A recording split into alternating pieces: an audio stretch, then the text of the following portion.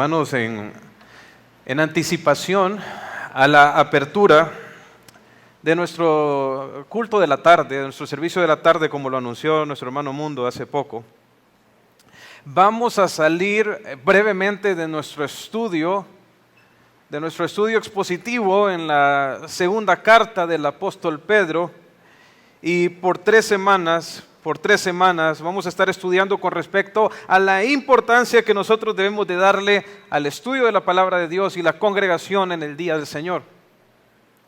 Ahora,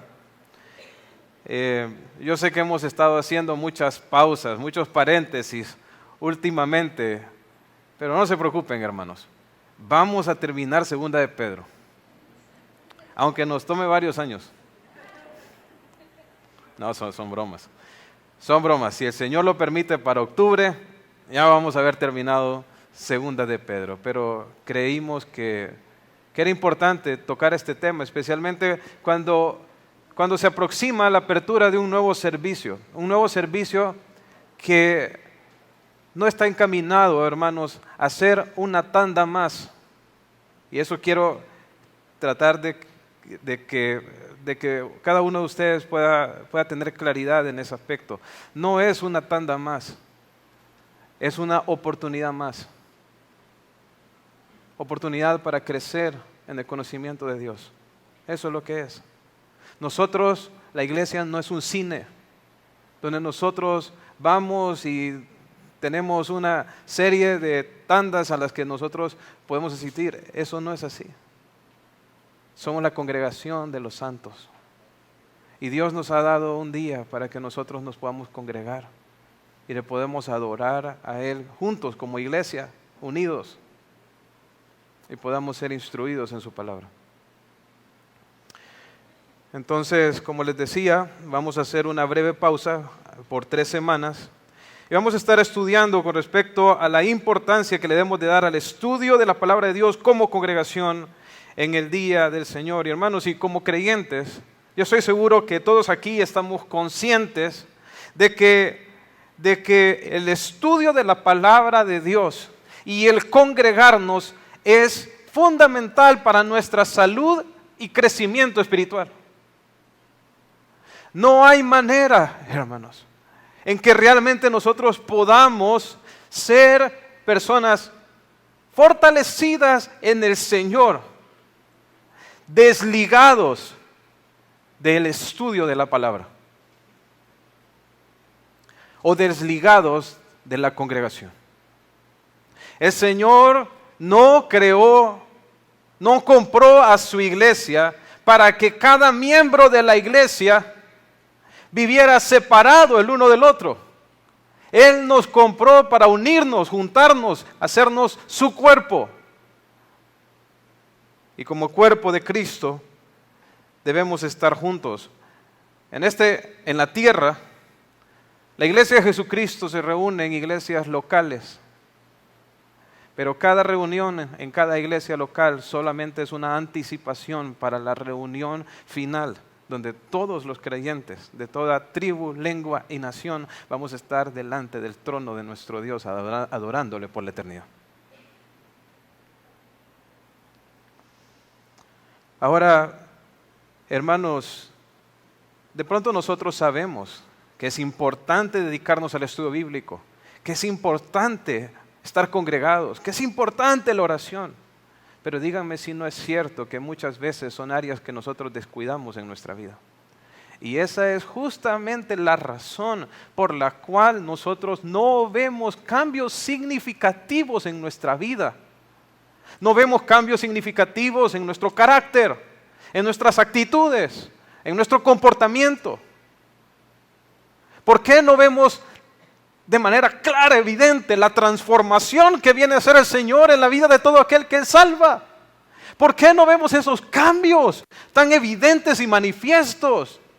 Porque descuidamos, hermanos, descuidamos el tiempo de lectura de la palabra, dedicamos nuestro tiempo de estudio en la palabra, descuidamos la congregación. Y si hay una cosa, hermanos, que es evidente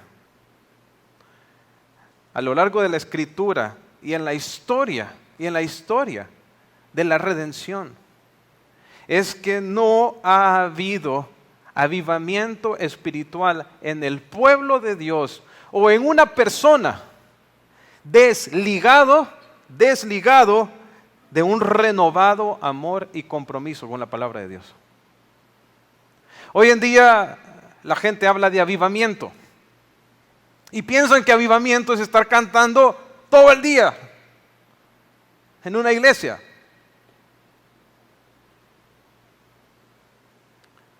Hermanos, está bien, necesitamos adorar a Dios.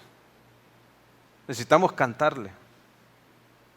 Pero históricamente, todo avivamiento genuino que es perdurable, que trae transformación en la vida de las personas, en la nación y en la iglesia, está ligado a un renovado compromiso y amor por la palabra de Dios.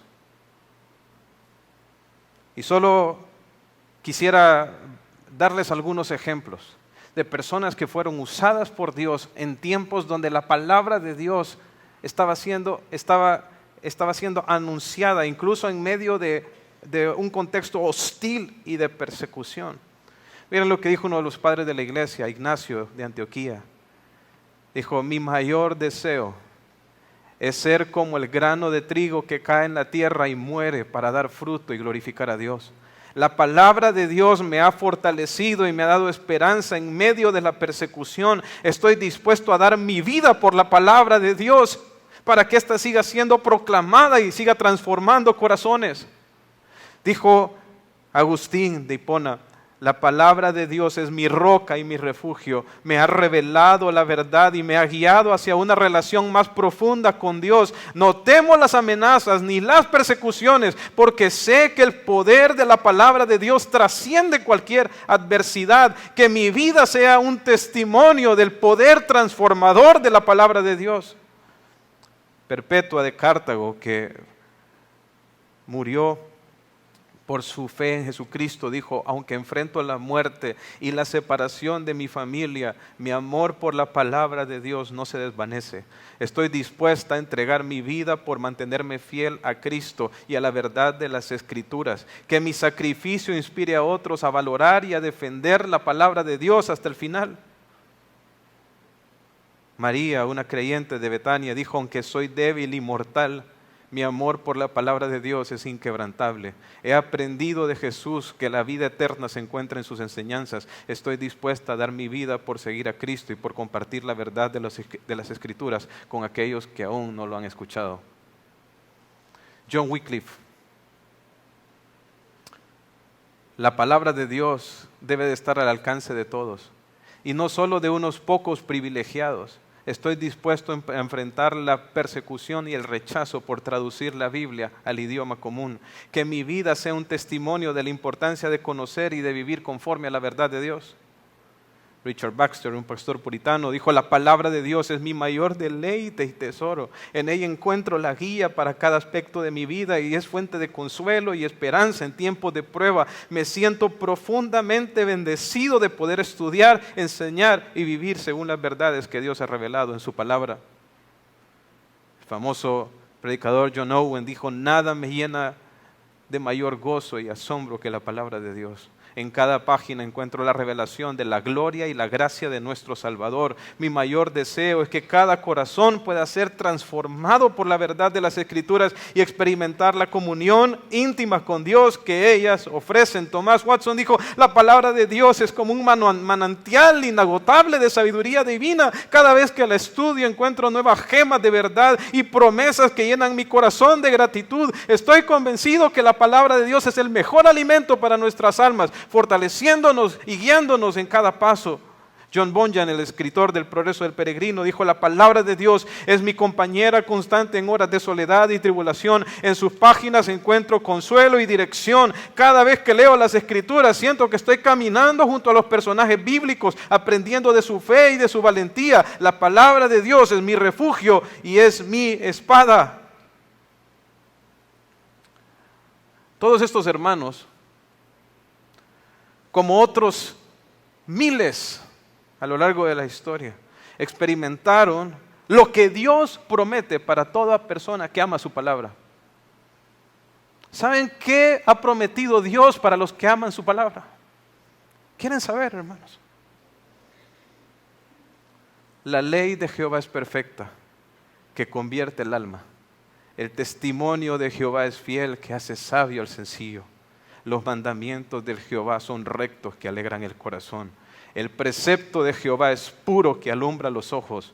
El temor de Jehová es limpio, que permanece para siempre. Los juicios de Jehová son verdad, todos justos. Salmo 119, versículos 7 al 10. En el versículo 11 dice: en mi corazón he guardado tus dichos para no pecar contra ti. La ley de su Dios está en su corazón, por tanto sus pies no resbalarán. Abatida hasta el polvo está mi alma, vivifícame según tu palabra. Se deshace mi alma de ansiedad, susténtame según tu palabra. Tu presencia supliqué de todo corazón, tu misericordia. Ten misericordia de mí, según tu palabra. Oh, cuánto amo yo tu ley, es ella siempre mi meditación. Me has hecho más sabio que mis enemigos con tus mandamientos, porque siempre están conmigo. Así será la palabra que sale de mi boca, que no volverá a mí vacía, sino que hará lo que yo quiero y será prosperada en aquello para lo que le envié. No es mi palabra como fuego, dice Jehová, y como martillo que quebranta la piedra.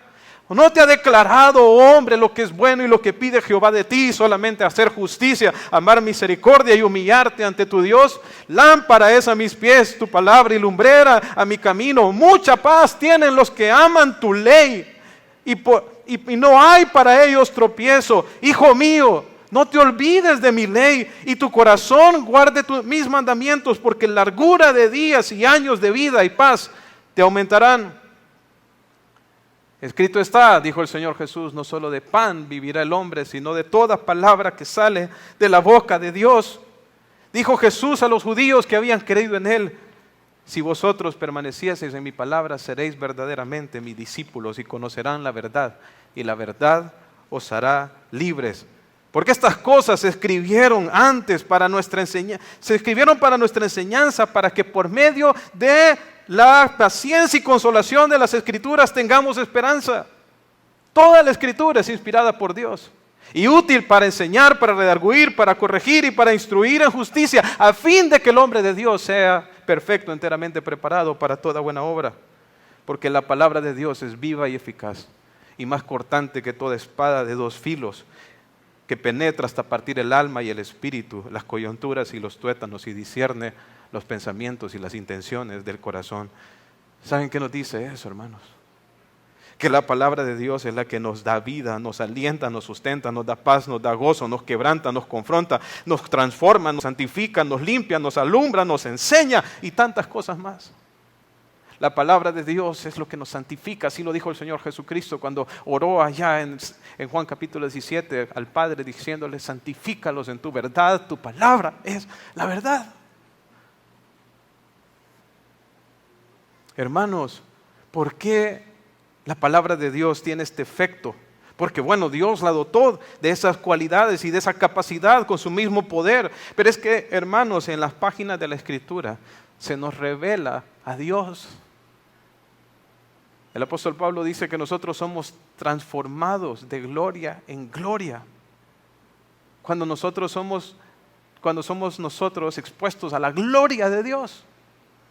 A la gloria de Dios. Cuando nosotros nos sumergimos en el estudio de la palabra, entonces el Señor nos concede ver su gloria, y en la medida en que nosotros le vemos en su majestad por medio de las Escrituras, somos transformados por medio de Él. Es en la Escritura que nosotros nos damos cuenta quién es el único Dios verdadero, creador, santo, glorioso, justo, bueno, soberano, trascendente, omnipotente, fiel, inmutable, perfecto, misericordioso y amor. Si el Dios único, hermanos, se nos ha revelado a nosotros por medio de la palabra, ¿cuánto deberíamos nosotros amarla? ¿Cuánto deberíamos nosotros desearla? ¿Cuánto tiempo deberíamos ocupar para estudiarla, para alimentarnos de ella?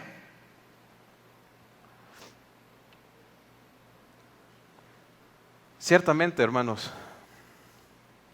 considerando todas estas cosas que les he mencionado, nosotros deberíamos de darle prioridad a la palabra de Dios en nuestra vida, mucho más de la que le damos. Ahora, en sus inicios, la iglesia experimentó un crecimiento explosivo. La iglesia tuvo un gran impacto en su generación, porque amaban la palabra, hermanos, porque amaban la palabra. Y hoy vamos a ver un ejemplo en el libro de los Hechos, donde vemos la pasión y el amor que la iglesia tenía a la palabra. Y es mi oración que Dios produzca lo mismo en nosotros, un fervor por la palabra, pasión por la palabra de Dios. Y quiero invitarles a buscar en sus Biblias e ir a Hechos capítulo 20, versículo 7. Hechos capítulo 20, versículos del 7 al 12. Vamos a estar estudiando esos 6 versículos el día de hoy. Dice así la palabra del Señor. El primer día de la semana, reunidos los discípulos para partir el pan, Pablo les enseñaba, habiendo de salir al día siguiente, y alargó el discurso hasta la medianoche. Y había muchas lámparas en el aposento alto donde estaban reunidos. Y un joven llamado Eutico, que estaba sentado en la ventana, rendido por un sueño profundo, por cuanto Pablo disertaba largamente, vencido del sueño, cayó del tercer piso abajo y fue levantado muerto. Entonces descendió Pablo y se echó sobre él y abrazándole dijo: no os alarméis, pues está vivo. Después de haber subido y partiendo el pan y comido, habló largamente hasta el alba, y así salió. Y llevaron al joven vivo y fueron grandemente consolados. Para darles un poco de idea de lo que está pasando aquí, quiero transportarlos un poco al contexto histórico de cuándo se están dando estos acontecimientos en la historia del Nuevo Testamento. Así en una breve cápsula de resumen, Jesucristo, hermanos, se encarna, ¿verdad? Nace de la Virgen María, crece, luego es bautizado, comienza su ministerio público, luego muere por nuestros pecados, resucita al tercer día y asciende a la diestra del Padre. El día de Pentecostés, el Señor envía al Espíritu Santo para capacitar a sus discípulos para llevar a cabo la gran comisión.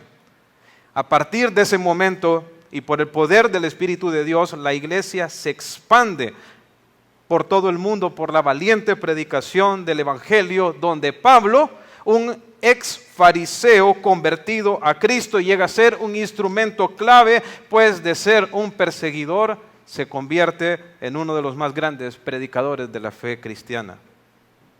Ahora, el texto que acabamos de leer nos presenta el ministerio del apóstol Pablo específicamente al final de su tercer viaje misionero.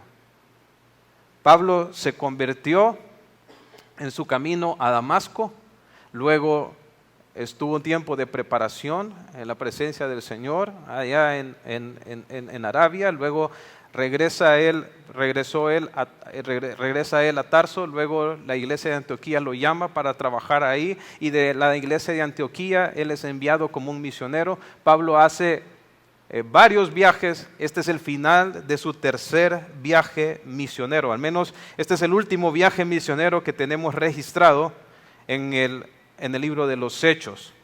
Ahora, en la sección que acabamos de leer, no se nos dice específicamente dónde está Pablo, al menos ahí, pero sí en los versículos anteriores, en el versículo 6 podemos ver dónde está Pablo geográficamente. Pablo está en la ciudad de Troas, que era una ciudad costera en la provincia romana de Asia, que de pronto para nosotros es un poco, podríamos quedar un poco extraviados, pero la provincia de Asia es lo que actualmente es Turquía. Y Pablo viene de hacer un un viaje misionero por el sur de Europa. Pablo estaba en Grecia anteriormente, que es la actual Grecia, ¿verdad? Pablo había estado en la provincia de Grecia, en la provincia de Macedonia. Hoy en día todo eso es el país de Grecia. Entonces Pablo se había estado movilizando por esos lugares, había estado en Grecia, luego había estado en Filipos, luego cruza el Mediterráneo al sur y llega a Turquía, a lo que es actualmente Turquía, y específicamente a la ciudad de Troas, y decide que va a estar ahí por siete días. Lo vemos ahí en el versículo anterior, ahí en mismo Hechos, versículo 6 del capítulo 20, dice: y nosotros, pasados los días de los panes sin levadura, navegamos de Filipos, y en 5 días nos reunimos con ellos en Troas, donde nos quedamos ahí 7 días. Entonces ahí se nos dice, ¿verdad? ¿Dónde está Pablo? Está en Troas, y dice que decidieron quedarse ahí 7 días. Ahora bien, en el versículo 7, que es el que acabamos de leer ahorita, vemos que hay una reunión que se lleva a cabo en la iglesia el primer día de la semana. Y el primer día de la semana es justo el día antes que Pablo salga de la ciudad. O sea, este es el primer día de la semana, pero es el último día que Pablo va a estar ahí en Troas. O sea, de los 7 días que habían decidido estar ahí, este era el primer día de la semana y era el último en que Pablo iba a estar con los discípulos. Entonces, ahora, dice ahí, en el texto que vimos en el versículo 7, que el primer día de la semana estaban reunidos los discípulos para partir el pan y Pablo les enseñaba. Ahora, quiero decirles que esto, hermanos, esta reunión que estaba teniendo la iglesia aquí, no era algo aleatorio. No era algo aleatorio o arbitrario en ninguna manera, sino que nos revela que ya para este tiempo la iglesia consideraba el primer día de la semana como el día en que ellos se reunían o el que ellos apartaban para tomar la cena del Señor, para orar, para escuchar la palabra de Dios, para dar sus ofrendas y exaltar a Dios con cánticos. De hecho, cuando nosotros vemos en la primera carta a los Corintios, que fue escrita un año antes de este paso de Pablo por la ciudad de Troas, Pablo les dice a la iglesia que cuando él vaya no quiere que se recojan ofrendas, entonces para eso la iglesia debía cada primer día de la semana apartar algo, según hubiesen sido prosperados. Entonces vemos que ya la iglesia tenía la costumbre de reunirse el primer día de la semana para adorar a Dios, para adorar a Cristo, para reunirse como cuerpo y venir y escuchar la palabra de Dios. Entonces es por eso que ellos están ahí el primer día de la semana. Ahora, ¿significa entonces esto que la religión cristiana es una religión de domingo? Que solo el domingo nos vamos a reunir, ya que era el día en que la iglesia se reunía como un solo cuerpo. Bueno, por supuesto que no. La vida cristiana y la vida de la iglesia es una vida de todos los días. Nosotros lo podemos ver, por ejemplo, en la iglesia en sus inicios. Dice en el Hechos capítulo 2, versículo 46, y perseverando unánimes cada día en el templo y en las casas. Dice, y perseverando cada día en el templo y partiendo el pan en las casas, comían juntos con alegría y sencillez de corazón, alabando a Dios y teniendo favor con todo el pueblo, y el Señor añadía cada día a su iglesia a los que habían de ser salvos. Ese texto que les acabo de mencionar dice que ellos perseveraban, ¿qué días? Cada día, cada día.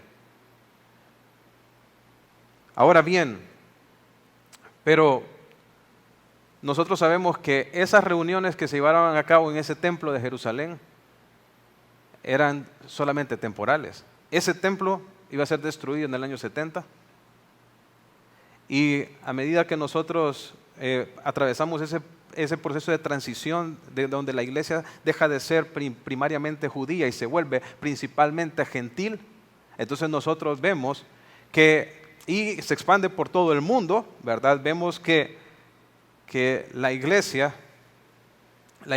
llegó a comprender que no se trataba en sí de una reunión en el templo de Jerusalén, que ese templo solo apuntaba a lo que había de venir, solo era una sombra, y que debían de haber iglesias locales en cada ciudad y todas las iglesias en cada ciudad debían de juntarse como un solo cuerpo para adorar a Cristo. Ahora, ocurrió, hermanos, que con el tiempo las iglesias las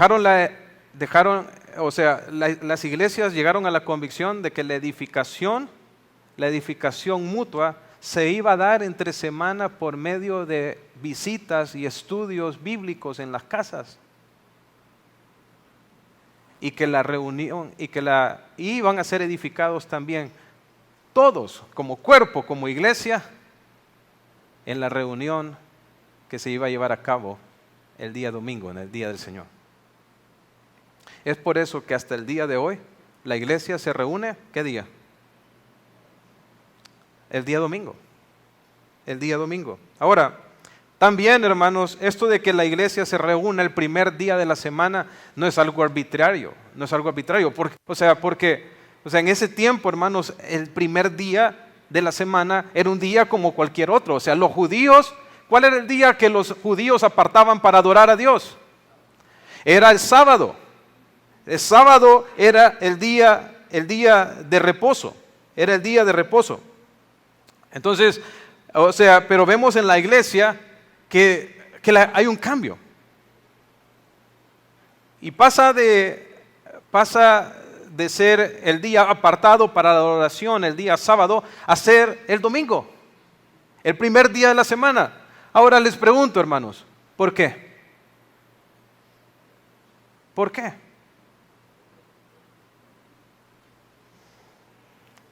Primera razón, porque Jesucristo resucitó el primer día de la semana. La primera aparición de Jesucristo resucitado ocurrió el primer día de la semana. La segunda aparición de Jesucristo resucitado fue el primer día de la semana, 7 días después. O sea, Jesús les apareció a los discípulos, a las mujeres y a los discípulos en el camino de Emaús y a los discípulos en la casa en un día domingo. Y el Señor luego se apareció por segunda vez, estando Tomás, el dídimo, el que había sido incrédulo inicialmente, se apareció el Señor Jesucristo el primer día de la semana. Entonces, la iglesia, hermanos, entendió una cosa, que el día de reposo, el sábado como el día de reposo, tenía su cumplimiento en Jesucristo. Apuntaba al reposo en que íbamos a entrar todos aquellos que creyéramos en Cristo. Pero el día de la resurrección apuntaba a una nueva creación. Dios, por medio de Jesucristo, estaba haciendo nuevas todas las cosas. Cuando Dios hizo el mundo, ¿cuándo empezó Dios la creación del mundo, hermanos? El primer día de la semana. El primer día de la semana. ¿Saben lo que mostraba el hecho que Jesús resucitara el primer día de la semana? Que Dios en Jesucristo estaba haciendo nuevas todas las cosas. Entonces la iglesia interpretó el día de la resurrección de Cristo como el día en que la iglesia debía de reunirse para adorar al Señor. Ahora bien,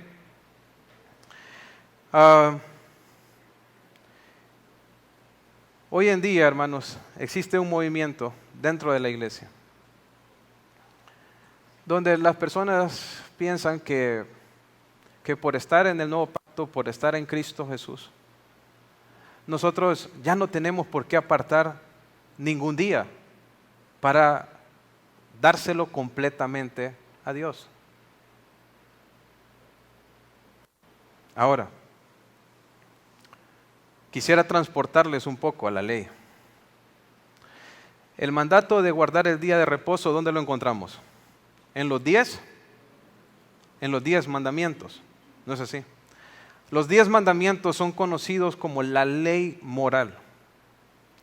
Había muchas leyes, rituales, ceremoniales, pero todas esas leyes tenían un final y tenían su cumplimiento en Cristo. Pero hay algo que es interesante, y es que en el nuevo pacto, en ninguna manera se nos dice que nosotros no debemos de conformarnos a la ley moral. Piensen en los 10 mandamientos. Honra a tu padre y a tu madre. Eso está en la ley. ¿Eso está en el Nuevo Testamento? Los cristianos los hijos creyentes deben de honrar a sus padres. No adulterarás. No mentirás. No asesinarás. No codiciarás. ¿Todos esos son mandatos para los creyentes? Sí, porque conforman la ley eterna de Dios, es la ley moral. Ahora, acabo de mencionarles los mandamientos relacionados con nuestras relaciones unos con otros. Ahora pensemos en los primeros cuatro mandamientos. El primero de los mandamientos es: no tendrás dioses ajenos delante de mí. ¿Eso está vigente hoy? Sí, ¿verdad? Por supuesto que sí. No te harás imagen ni ninguna semejanza, no te hagas un ídolo, ni le rindas culto. ¿Eso está vigente hoy? Por supuesto. Pablo le dice a los corintios que huyan de la idolatría. No usarás el nombre de Jehová tu Dios en vano. No usar el nombre de Dios a la ligera. Y hermanos, voy a aprovechar aquí para amonestarlos. Si ustedes usan el nombre de Dios a la ligera para cualquier cosa. Hermanos, si usted se golpea, por favor no mencione el nombre de Dios como una expresión para expresar su dolor. Como ahí se golpea a la gente y dice: ¡ay! Nosotros debemos ser reverentes ante el nombre de Jehová de los ejércitos, el omnipotente. No debemos usar el nombre del Señor a la ligera. Personas que dicen: ¡ay, Diosito lindo! Y es que nuestro Dios es un Diosito. Por supuesto que no. Entonces, ahora vamos al cuarto mandamiento. ¿Cuál es el cuarto mandamiento? De los relacionados con nuestra relación con Dios. Se lo voy a leer. Acuérdate del día de reposo para santificarlo. 6 días trabajarás y harás toda tu obra, mas el 7º día es reposo para Jehová. No hagas en él obra alguna, tú, ni tu hijo, ni tu sierva, ni tu criada, ni tu bestia, ni el extranjero que está dentro de tus puertas. Porque en 6 días hizo Jehová los cielos y la tierra, el mar y todas las cosas que en él hay, y reposó en el 7º día. Por tanto, Jehová bendijo el día de reposo y lo santificó. Entonces, hay un mandato aquí que muchas veces es ignorado. Se hace el énfasis en guardar el día de reposo, pero hay otro mandato implícito. Dice: 6 días, ¿qué? Trabajarás. 6 días trabajarás y harás tu obra. Entonces, ¿de cuántos días es el día de trabajo? De 6. 6 días trabajarás, dice, y harás toda tu obra. Y el 7º, ¿qué debía de hacer el pueblo? Debía santificarlo. ¿Qué significa santificar, hermanos? Santificar significa apartarlo. Apartarlo para un uso exclusivo.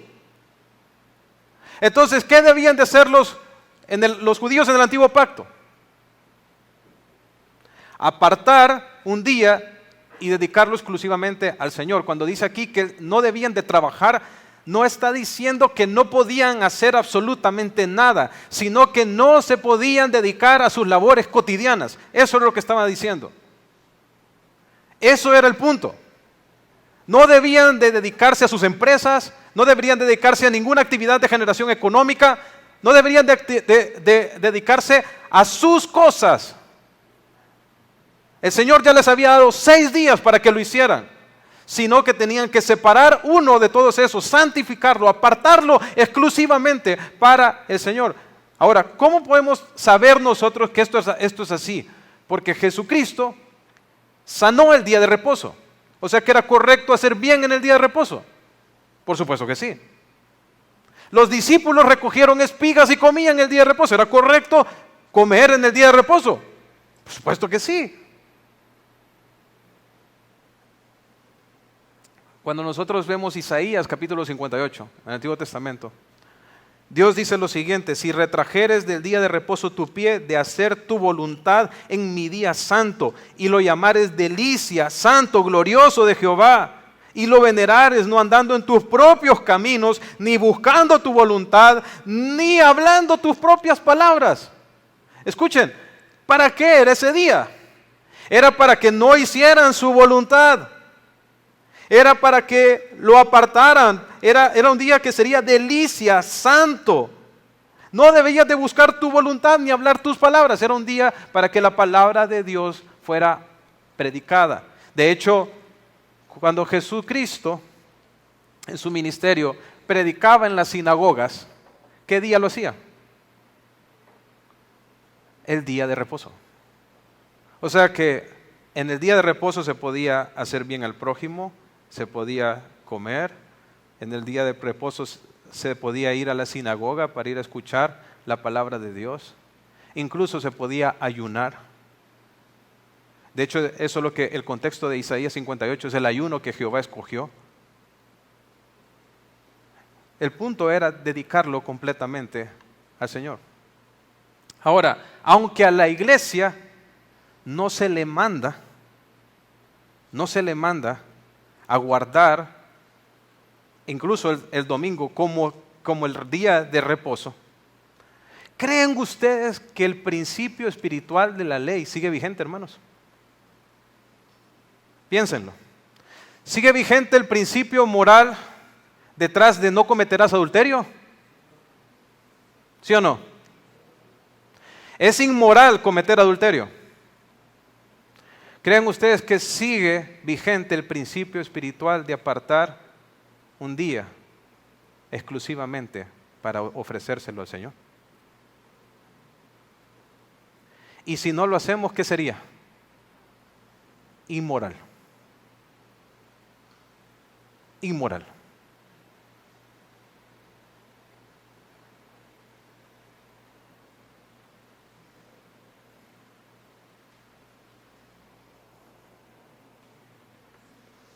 Saben, en el Nuevo Testamento encontramos aún mayor evidencia, bien contundente, con respecto a lo que es a que el domingo llegó a ser el día que los cristianos apartaron y dedicaron exclusivamente para el Señor.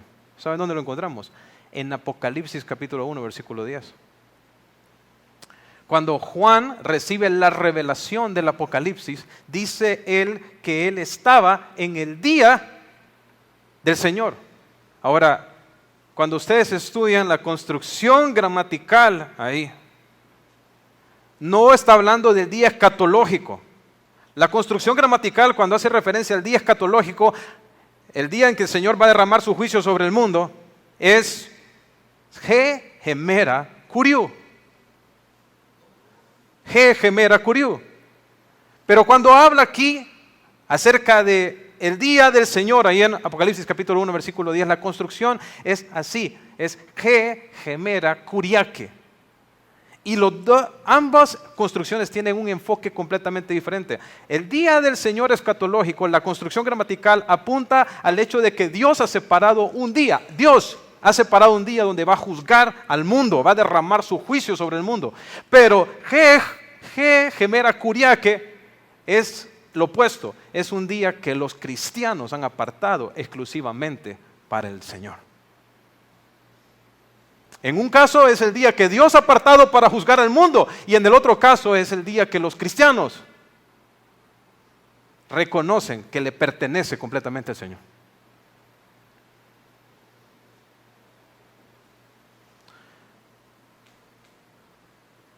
Y nuevamente quiero hacer un poquito más de énfasis, que dice el primer día de la semana. No dice las primeras horas del primer día. Tristemente hoy, hermanos, tristemente hoy en día la iglesia ha descuidado grandemente este día. Y han hecho justamente lo que decía el Señor a su pueblo que no deberían de hacer. Hacen su voluntad. Se entretienen. Hacen lo que quieren. Saben, en la historia de la iglesia han habido tiempos de gran avivamiento espiritual, un amor por la palabra y una búsqueda de la santidad. ¿Y saben cuál ha sido una característica de esos tiempos? Que la iglesia se ha volcado a guardar genuinamente el día del Señor y dedicar todo este día al Señor. En la época de los puritanos, 150 años, por 150 años la iglesia buscó la santidad. No eran perfectos, pero buscaron con todo el corazón la santidad. Y tempranito estaban los creyentes en la iglesia. No iban a sus casas a jugar fútbol, iban a sus casas a meditar en la palabra, a hablar de la palabra. Y luego regresaban al culto de la tarde para escuchar nuevamente la palabra de Dios.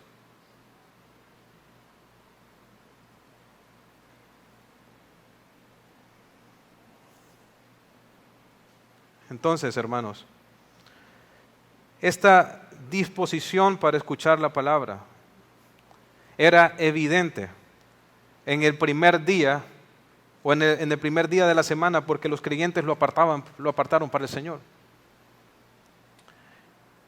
Nosotros sabemos que al Señor le debemos de dar lo primero, ¿no es así? La prioridad, lo más importante. De nuestros días, ¿quién debería tener el primero? ¿Quién, hermanos? El Señor. Ahora, dice ahí en el texto que, o sea, el primer día de la semana dice que los discípulos se reunieron, ¿para qué? Para partir el pan. Noten, ¿qué hacían los creyentes? Se reunían. Entonces, este fervor por escuchar la palabra de Dios no es aislado, tenemos que hacerlo juntos, como cuerpos, reunidos. Por eso nos dice Hebreos que no debemos dejar de congregarnos, como algunos tienen por costumbre. Juntos, reunidos. ¿Para qué? Para partir el pan. Los creyentes solían comer juntos, pero no solamente eso. La participación del pan hacía referencia a la cena del Señor. Se reunían para celebrar la cena del Señor, recordar el sacrificio de Cristo, la obra que Él llevó a cabo. Lo hacían en aquel tiempo en cada reunión. Nosotros lo hacemos una vez al mes. O sea,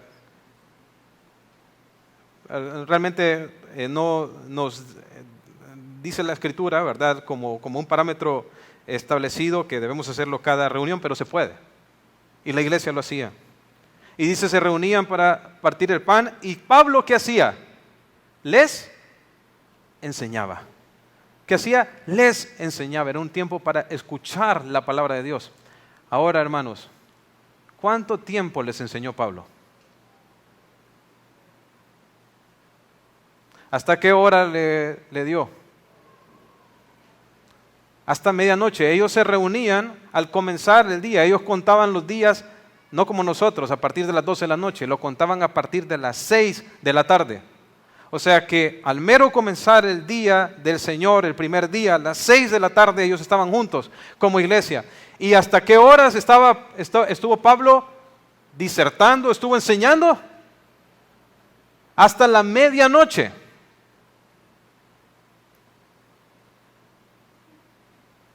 ¿Se puede imaginar un culto de 6 horas, hermano?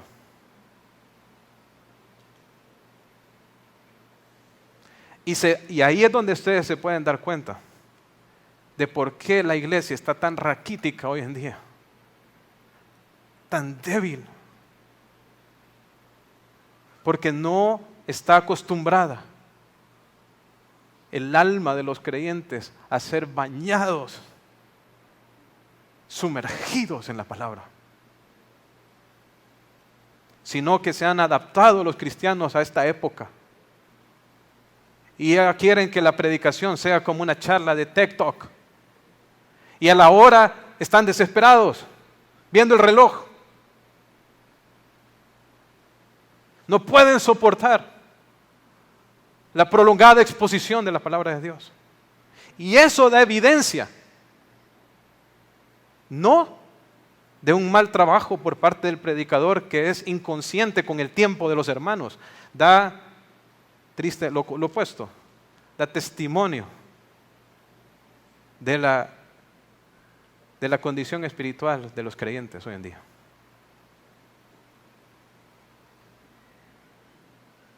Ahora, vemos aquí entonces que la iglesia le daba importancia a escuchar la palabra y a escucharla de manera prolongada. Así debería de ser. Esa debería ser la disposición que debería de existir en nuestros corazones. A escuchar la palabra de Dios, a recibir la instrucción. Pero no solo se requiere una iglesia dispuesta, se requiere también un predicador dispuesto. Porque no solo era la iglesia que estaba ahí sentada para escuchar, había un maestro, había un pastor ahí delante de ellos. ¿Y quién era? El apóstol Pablo. Y dice aquí que el Pablo enseñó hasta medianoche, luego se cayó el muchacho, ¿verdad? Cayó muerto, lo fueron a resucitar y cuando subieron, ¿qué ocurrió? ¿Qué hizo Pablo? O sea, se murió Eutico, lo resucitamos, entonces esto es una señal del cielo para que paremos, para que dejemos este culto aquí. Lo opuesto, vieron la aprobación de Dios en lo que estaban haciendo. ¿Y qué hizo Pablo? Continuó hasta el alba. Un sermón de 12 horas.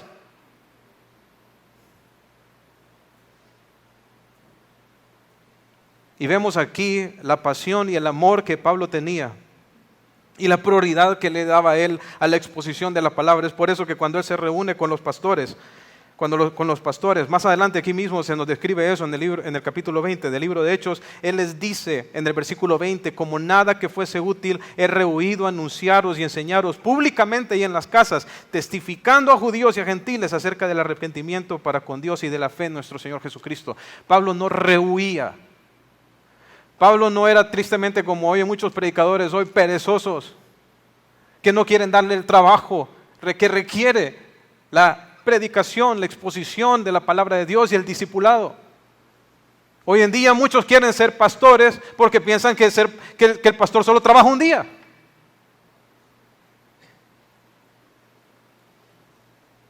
Y tristemente la idea que las personas tienen acerca del pastorado es que es un trabajo playa. Para algunos lo es, hermanos. Porque hay muchos pastores que no trabajan. Que no trabajan realmente. Pero Pablo no era así. Pablo entendía la importancia de la palabra. Pablo sabía que la iglesia era santificada por la palabra y él no rehuía a su responsabilidad, sino que lo vemos aquí desvelado, dándolo todo, esforzándose, con tal de que la iglesia pudiera conocer la palabra del Señor. Así debe de ser el predicador. Apasionado, ferviente, amoroso, dispuesto para enseñar la palabra. Hay un pastor famoso de Nueva Inglaterra, los Estados Unidos, apellido Sharon, que enseñaba la palabra todos los días a las 6 de la mañana antes que la iglesia se fuera a trabajar. Por 2 horas, de 6 a 8, culto todos los días de 6 a 8 de la mañana, excepto el día del Señor, que se reunían en otro horario. ¿Vendrían ustedes, hermanos?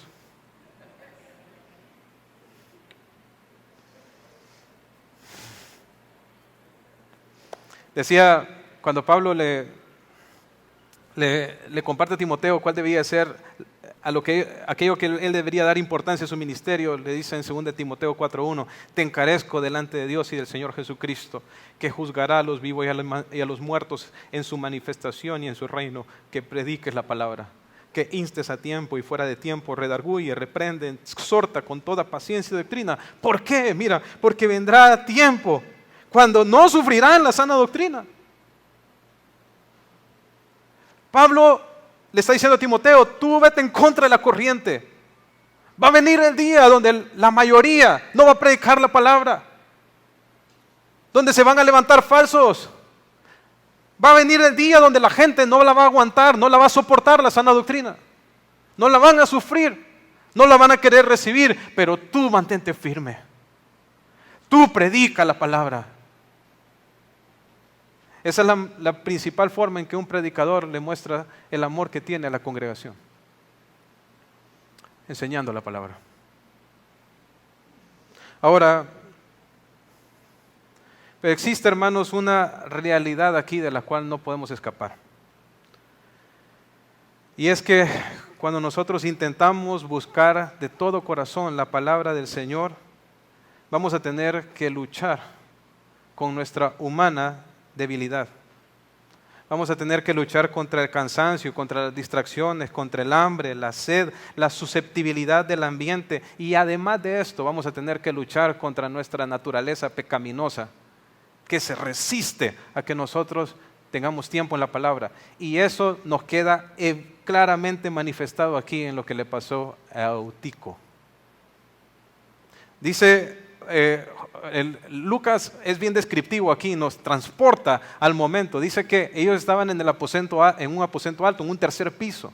Y dice que había muchas lámparas. Hermanos, no eran lámparas LED, eran lámparas de aceite. Entonces se pueden imaginar muchas lámparas, cuánto calor hacía ahí, cuánto humo había, cómo estaba la atmósfera en ese momento. Y Pablo llevaba 6 horas ya predicando. Y este muchacho, probablemente porque el lugar estaba lleno, se sentó en la ventana. Entonces solo imagínense el cuadro.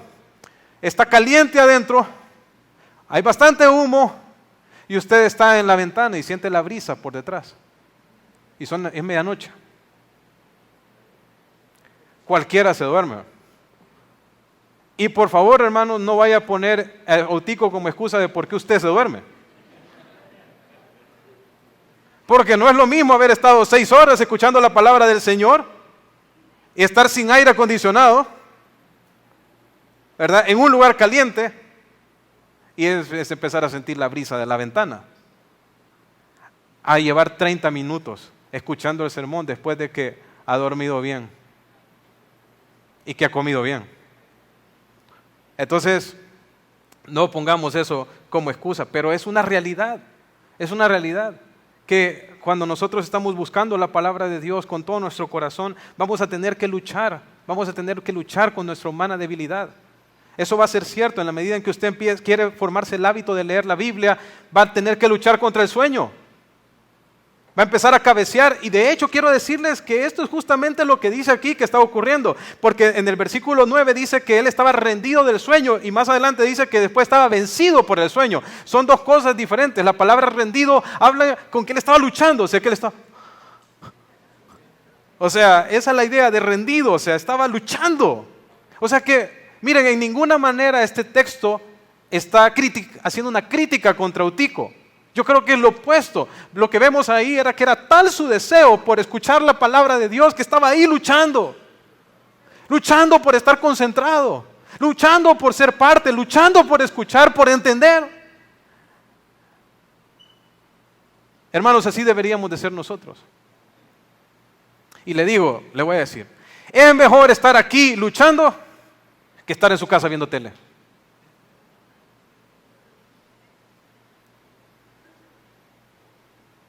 Pero estaba ahí Eutico tratando de escuchar la palabra, estaba luchando, pero de repente lo venció el sueño. Lo venció el sueño, pierde el balance, ¡pam!, se cae del tercer piso, ¡pam!, cae muerto. Está muerto realmente. Sin embargo, lo llevan arriba de regreso y Pablo dice está vivo, por supuesto por revelación de lo que Dios iba a hacer a través de él. Pablo lo abraza, haciendo algo muy similar a lo que hizo Elías y Eliseo en el Antiguo Testamento. Creo que lo que Dios está haciendo por medio de este milagro es confirmando el ministerio apostólico de Pablo. ¿Significa que hoy en día todos los hermanos que se caigan del tercer piso van a ser resucitados? No. Entonces, hermanos, por eso, bueno, aquí no tenemos ventanas al menos. O sea, Dios estaba confirmando a través de estas señales el ministerio apostólico de Pablo. Entonces, miren qué lindo que esta reunión donde los hermanos están apasionados por querer escuchar la palabra de Dios, ocurre esta tragedia, pero se vuelve un momento para que la iglesia pueda ver las maravillas de Dios, para ver una resurrección. Y yo le voy a decir, a veces ocurren resurrecciones aquí, no de ese tipo, espirituales. Cuando una persona que viene aquí escucha la palabra, la cree y recibe el perdón de sus pecados y la nueva vida en Cristo. ¿Saben quiénes se perdieron de ver este milagro? Los que no estaban. Y así se pierden muchos creyentes de ver las maravillas de Dios en la congregación por no estar. Por no estar. Ahora, el Señor, creo que con esta resurrección muestra su aprobación de lo que ellos estaban haciendo. Dice aquí que Pablo se echó sobre él, abrazándole, dijo, no se alarmen, está vivo, el Señor lo resucita.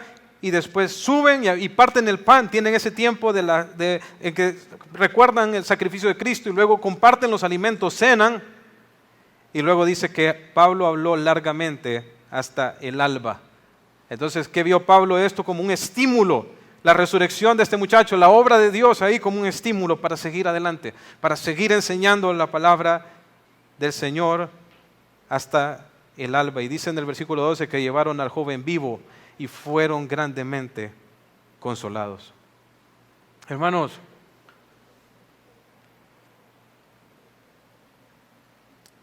oraba mientras estaba preparando este sermón, de que el Señor nos conceda a nosotros ser una iglesia que realmente está apasionada por la palabra, que ama la palabra.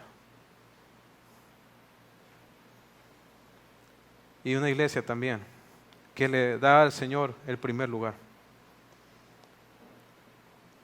especialmente guardando el día del Señor y dedicarlo para Él. Vamos a orar. Señor, gracias te doy por tu palabra y por el ánimo que ella nos da a buscar las cosas del cielo y quitar la mirada de las cosas de la tierra. Padre, ayúdanos a entender la bendición que hay en sentarnos a tus pies para escuchar tu palabra.